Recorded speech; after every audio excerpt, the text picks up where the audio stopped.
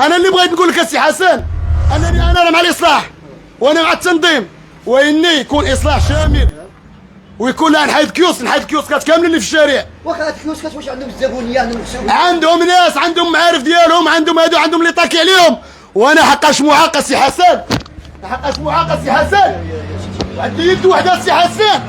الناس حقروني يا سي حسن، والراجل عندنا هنا في المغرب تيموت يا اما على ولادو يا اما على بلادو. انا راه هنا هذا هو مصدر العيش عندي، وهذا هو طرد الخبز. ودابا كان ناجي السي عبد هذا هو ناجي السي ادريس الروبيو الله يرحم له الوالدين باللي انا راه مع الاصلاح، وان يكون اصلاح شامل. يتحيدوا الكيوسكات كاملا هنا في مدينه سيحيى الغرب، هاد الكيوسكات اللي في الشارع محمد الخامس يتحيدوا كاملا.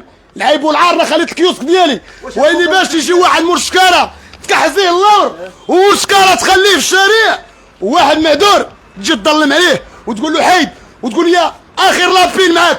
شكون انت اللي تقول لي انت اخر لابيل؟ شكون قال لك هذا؟ شكون قال لك هذا؟ راه هذا هو اللي تلقى لي اخر ابيل، هذا راه مسؤول في الجماعه قال لي اخر ابيل تنهضر معاك ولا يهددني. زعما انا ما حيدتيش راه حنا غنجيو ندقدقوه. وانا راه مع سيد العامل الشريف، وانا راه مع الملك، وانا مع التنظيم، وانا مع الاصلاح، واني بشرط ان يكون الاصلاح شامل.